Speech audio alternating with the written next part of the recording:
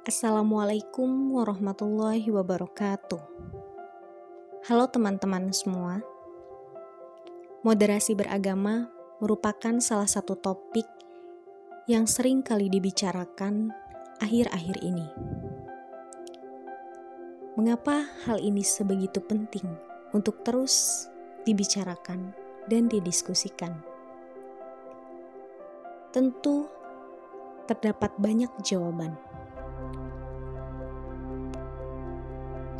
Moderasi, yang dalam bahasa Inggris disebut moderation, berarti sikap sedang, yaitu sikap tidak berlebih-lebihan. Sekarang, seringkali kita dapati banyak hal-hal terjadi atas nama agama. Banyak kejahatan yang terjadi berdalih dengan dalil agama. Sebenarnya, moderasi beragama ini ada dan diperlukan karena sikap ekstrim tersebut yang mengatasnamakan agama dan tidak sesuai dengan esensi agama itu sendiri.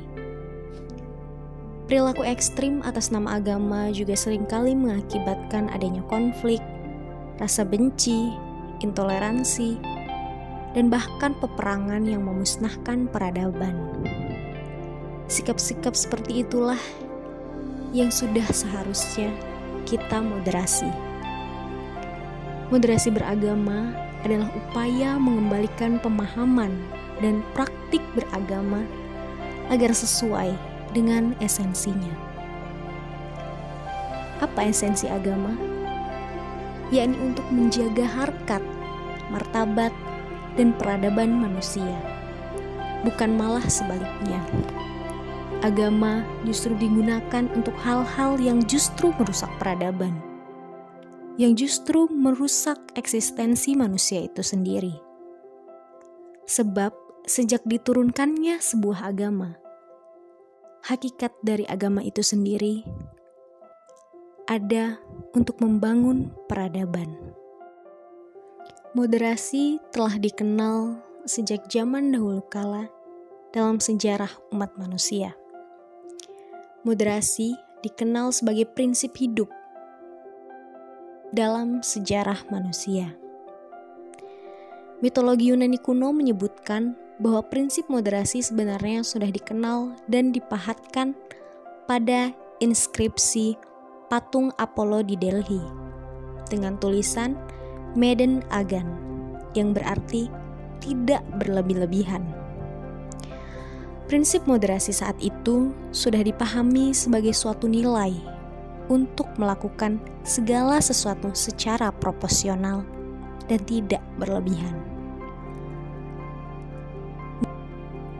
Seseorang yang moderat dalam hal makanan misalnya, orang tersebut akan menyantap segala jenis makanan tetapi membatasi jumlah yang dimakan, tentu agar tidak menimbulkan penyakit.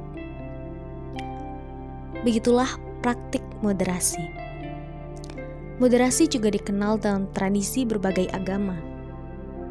Jika dalam Islam ada konsep wastiyah, dalam tradisi Kristen juga ada konsep golden mean, yang mana dalam konsep Buddha disebut dengan Majjhima Patipada, dan dalam tradisi Hindu ada Madhyamika, yang juga dalam Konfuscu dikenal dengan sebutan Zongyong.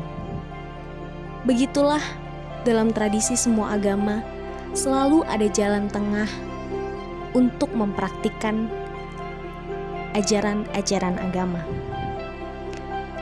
Semua istilah dalam setiap agama itu mengacu pada satu titik makna yang sama, yakni bahwa memilih jalan tengah dalam beragama, tidak berlebih-lebihan dalam beragama, namun tidak juga mengabaikan agama.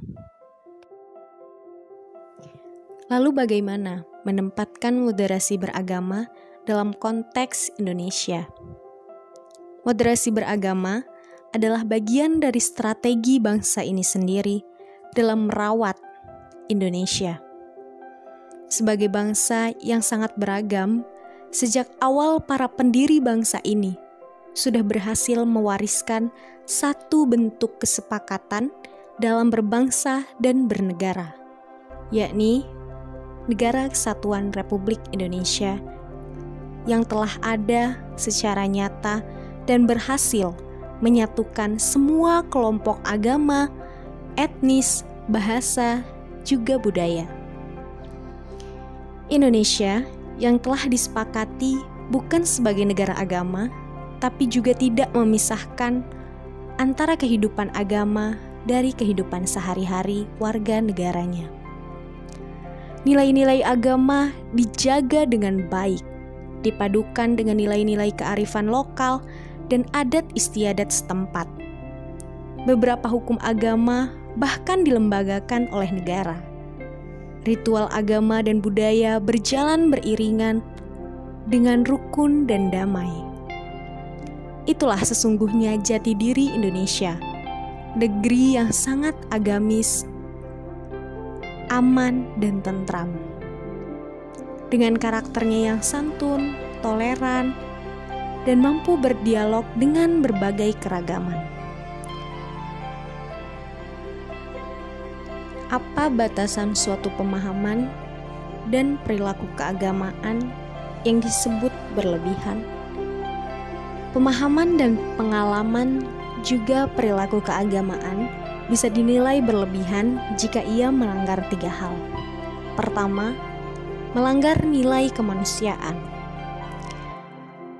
Jika seseorang atas nama ajaran agama misalnya melakukan perbuatan yang merendahkan harkat, derajat, dan martabat kemanusiaan, atau bahkan menghilangkan eksistensi kemanusiaan itu sendiri, tentu hal ini sudah bisa disebut dengan melanggar nilai kemanusiaan.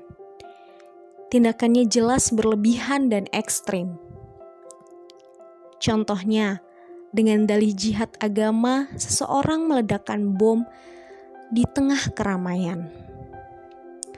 Hal ini sudah tentu salah dan tidak sesuai dengan ajaran agama. Kemudian yang kedua adalah batasan kesepakatan bersama. Contohnya, jika seseorang atas nama ajaran agama melanggar Pancasila, Undang-Undang Dasar, Undang-Undang 1945, dan Negara Kesatuan Republik Indonesia yang telah menjadi sebuah kesepakatan bersama bangsa Indonesia dalam berbangsa dan bernegara. Hal ini tentu bisa dinilai dengan ekstrim dan melanggar agama. Dalam hal kehidupan bermasyarakat, niscaya juga banyak peraturan yang telah disepakati bersama oleh seluruh warga di lingkungan tempat tinggal. Jika seorang warga atas nama agama misalnya melanggar kesepakatan bersama yang telah ia setujui tersebut, maka ia pun dapat dianggap dengan berlebih-lebihan. Apa contoh melanggar batasan ketertiban umum? Misalnya, jika seseorang atas nama ajaran agama melanggar ketertiban umum, memaksa diri beribadah di tengah keramaian lalu lintas yang menyebabkan kemacetan, bahkan rawan menimbulkan kecelakaan, maka ia dan tindakannya disebut melanggar batasan ketertiban umum dan berlebih-lebihan. Dalam hal ini, apa peran yang harus dijalankan oleh sebuah negara? Dalam rangka menciptakan masyarakat yang moderat dalam beragama, negara perlu hadir untuk memfasilitasi terciptanya ruang publik dalam interaksi umat beragama. Jangan sampai suatu negara malah melahirkan regulasi yang sentimen dengan suatu agama atau diskriminatif. Terlebih apabila hal ini diberlakukan secara umum di ruang publik. Kehadiran negara haruslah memfasilitasi, bukan mendiskriminasi. Sekian pembahasan moderasi beragama dan negara pada kesempatan kali ini. Mudah-mudahan ada manfaatnya. Terima kasih sudah mau menonton dan mendengarkan. Jangan lupa beri komentar. Terakhir, wassalamualaikum warahmatullahi wabarakatuh.